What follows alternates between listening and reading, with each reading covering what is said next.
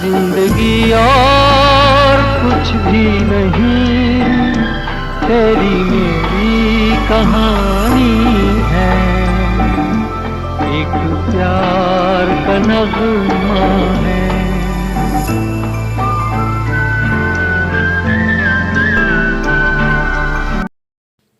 नंदा, अपने प्रशंसकों के नाम।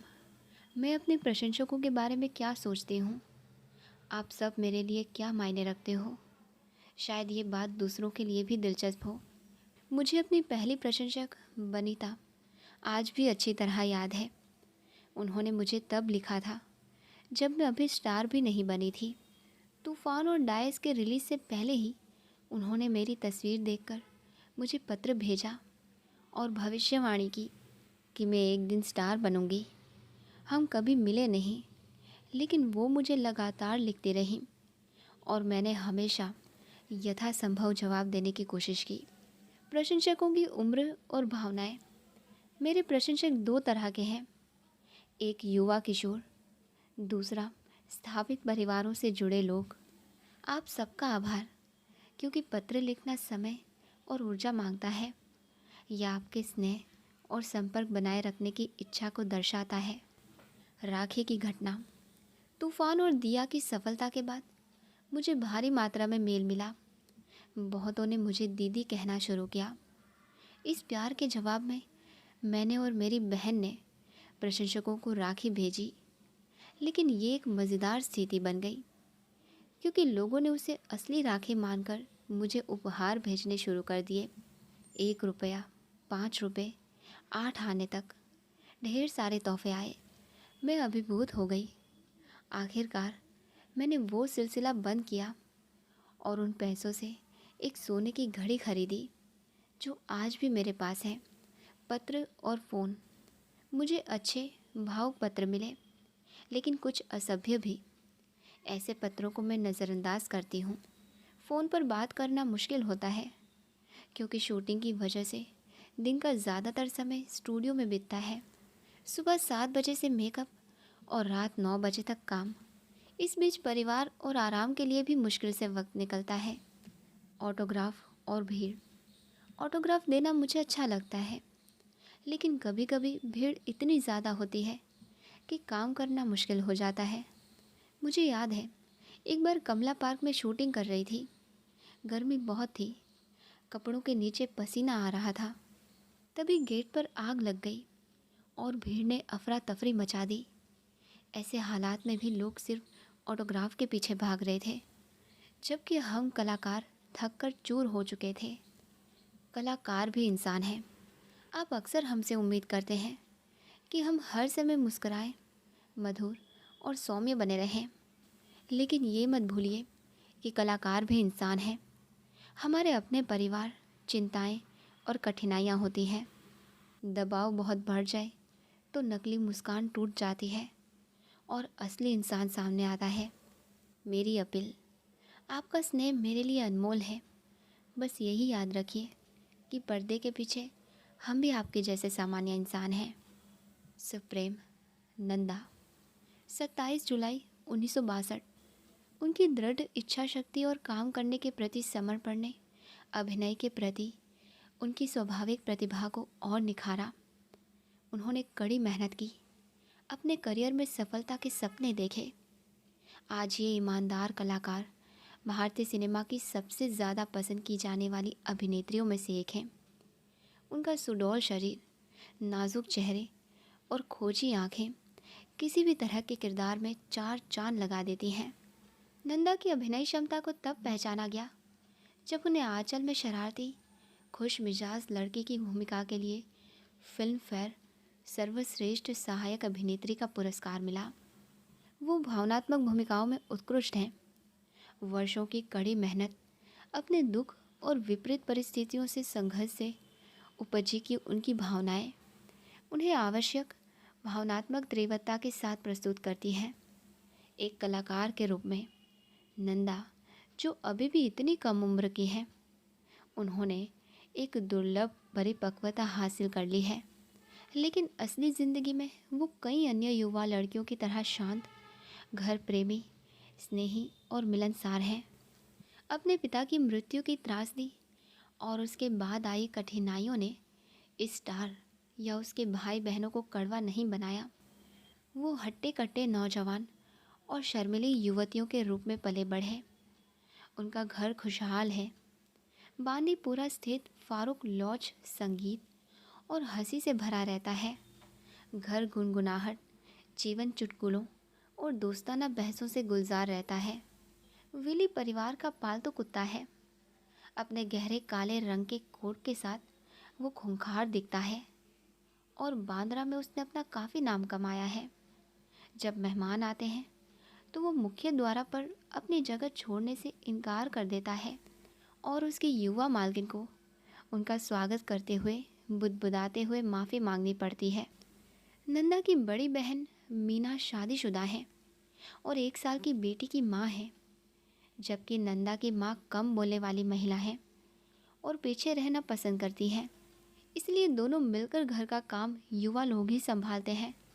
नंदा के लिए मीना सिर्फ एक बहन से कहीं बढ़कर है। मीना उसकी मार्गदर्शक, दोस्त और दार्शनिक है। नंदा हर छोटी बड़ी बात में अपनी बहन से सलाह लेती थी। फिर 2 साल पहले मीना की शादी हो गई। अब नंदा ने शादी की सारी तैयारियों का जिम्मा संभाल लिया। शादी में आए दोस्तों और रिश्तेदारों को लगा कि नंदा अचानक बड़ी हो गई है। जैसे जैसे दूल्हा दुल्हन के आगमन का समय नज़दीक आया, नंदा उदास हो गई। दूल्हे का स्वागत करते हुए उनके हाथ काँप रहे थे। आरती, लेकिन उन्होंने शांति से समारोह पूरा किया और एक आकर्षक परिचारिका की भूमिका निभाई। उसने अपने करीबी दोस्त वहीदा रहमान को अपने दिल की बात बताई और फूट फूट कर रोने लगी। उसने कहा, कई दिनों से मीना से मेरी अच्छी बातचीत नहीं हुई है और जल्दी ही वो हमारा घर छोड़कर चली जाएगी। वहीदा ने दोनों बहनों को कुछ पल साथ बिताने का मौका दिया। नंदा बुदबुदाती हुई सुनाई दी, मैं तुम्हारे बिना बहुत बेसहारा हो जाऊंगी। मैं बहुत खोई हुई महसूस कर रही हूँ। बहादुर बनो नंदू, मीना ने दिलासा दिया। याद रखना, हम साथ हैं और हमेशा साथ ही रहेंगे, चाहे कहीं भी रहें। मीना ने नंदा से वादा किया कि वो रोज़ परिवार से मिलने आएगी। फिर वो अलग हो गए। नंदा कहती है, वो मेरी ज़िंदगी की सबसे अकेली रात थी। मुझे एक पल भी नींद नहीं आई। फिर मैंने पिताजी के बारे में सोचा और मुझे अच्छा लगा। मीना ने रोज़ाना मिलने का अपना वादा निभाया है, लेकिन नंदा अब वो गिड़गिड़ाती, लाचार छोटी बहन नहीं रही। उसने खुद पर भरोसा करना सीख लिया है और ज़िंदगी और लोगों को बेहतर ढंग से समझ लिया है। यात्रा करते हुए और लोगों से मिलते हुए उसे खुद पर ज़्यादा भरोसा है। वो एक जिंदा दिल परिष्कृत युवती के रूप में निखर आई हैं। एक अभिनेत्री के तौर पर नंदा ज़्यादा महत्वाकांक्षी हो गई हैं। कोई भी काम पूरा करने के बाद वो असंतुष्ट रहती हैं और बेहतर करना चाहती हैं। वो कला में पूर्णता प्राप्त करने के लिए बेचैन रहती हैं। नंदा अपने करियर को अपने जीवन का महत्वपूर्ण हिस्सा मानती हैं। अभिनय का उन्होंने अनिच्छा से फिल्मों में प्रवेश किया। अब फिल्में उनके अस्तित्व के लिए महत्वपूर्ण हैं। उनका जीवन आधुनिकता और रूढ़िवादिता का एक दिलचस्प मिश्रण है। ईश्वर में उनकी गहरी आस्था है और वो सभी त्यौहार पारंपरिक तरीके से बनाती हैं। वो अपने माता पिता की स्मृति का बहुत सम्मान करती हैं और उनके चित्र को नमस्ते किए बिना घर से बाहर नहीं निकलती। नंदा कहती हैं, मुझे उनकी सबसे ज़्यादा याद मेरी जीत के पलों में आती है। मुझे याद आते ही उनका चेहरा धुंधला सा लगता है, लेकिन मुझे उनके कंधे पर उनके हाथ का स्पर्श साफ याद है, जब उन्होंने मुझे उनकी तस्वीर के लिए कैमरे की तरफ देखने को कहा था। मेरे पिता ने मेरे प्रदर्शन की जो तारीफ़ की और जो स्नेह भरा आलिंगन मुझे दिया, वो मेरे लिए मिले अब तक सभी सम्मानों और प्रशंसाओं से कहीं ज़्यादा अनमोल है। जब वो युवा लड़कियों को उनके पिताओं द्वारा ले जाते हुए देखती है तो उसे लगता है कि वो पिता और बेटी के बीच स्नेह की दुनिया में खो गई है। ये आसान लगना। नंदा अपने बड़ों का बहुत सम्मान करती हैं और उनकी सलाह को महत्व देती हैं। उन्हें अपने रिश्तेदारों से मिलने जाना बहुत पसंद है और जब वो अपनी मौसी के घर जाती हैं तो अपने चचेरे भाइयों बहनों को कार में भरकर वापस आती हैं। नंदा भले ही आकर्षक हों, लेकिन उन्हें अलंकृत आभूषणों या महंगी साड़ियों का ज़्यादा शौक नहीं है। उन्हें खाना पकाने का भी ज़्यादा शौक नहीं है। हालांकि कभी कभी वो परिवार के लिए तंदूरी चिकन, उनका पसंदीदा व्यंजन, बनाने की धमकी देती हैं। उनके पास एक 16 मिमी प्रोजेक्टर है और वो अपना ज़्यादातर खाली समय फिल्में देखने में बिताती हैं। वो एक शौकीन भी हैं, शौकिया फ़ोटोग्राफ़र। उद्योग में उनके करीबी दोस्त हैं वहीदा, शकीला और ज़बीन। वो इस बात पर एकमत हैं कि नंदा ईमानदार, शांत स्वभाव वाली, खुश मिजाज और सहानुभूतिपूर्ण है।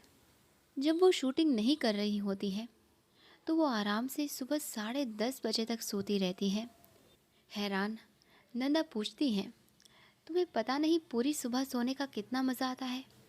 नहाने और नाश्ते के बाद वो आरामदायक कपड़े, स्कर्ट और ब्लाउज़ पहनती हैं और फिर से बिस्तर पर टेलीफोन के पास लेट जाती हैं। वो कहती हैं, बिस्तर पर आराम करना और किसी दोस्त से फ़ोन पर बातें करना बहुत अच्छा लगता है। जब तक उनकी कॉल्स ख़त्म होती है, लंच तैयार हो जाता है। ये चर्चाओं, शिकायतों और दोस्ताना नोक झोंक से भरा एक शोरगुल भरा माहौल होता है। कभी कभी तीखी बहस भी हो जाती है और कोई रूठने लगता है, लेकिन फिर सब ठीक हो जाता है और सब फिर से खुश हो जाते हैं। दोपहर शहर में फिल्म देखकर बिताती हैं। वो वहीदा या ज़बीन के घर चाय पीने जाती हैं, फिर किसी चाइनीज़ रेस्टोरेंट्स में खाना खाने के बाद ही घर जाती हैं। कई बार वो पूरा दिन घर पर रिकॉर्डेड संगीत सुनती रहती हैं या अपनी छोटी भतीजी नीता के साथ मस्ती करती हैं। वो बगीचे में कोई गाना गुनगुनाती हुई टहलती भी हैं या अपने भाइयों को अपने साथ क्रिकेट खेलने के लिए मनाती भी हैं।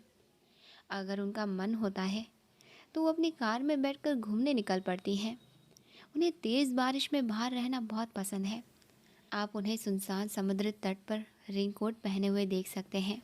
वो परिष्कृत होते हुए भी सरल, समझदार होते हुए भी बच्चों जैसी हैं। एक फिल्मी पार्टी में एक युवक ने नंदा के बारे में जो कहा वो बिल्कुल सही है। उसने कहा, वो उस तरह की लड़की है जिसका एक पुरुष सपना देखता है, सुंदर, खुश मिजाज और घरेलू।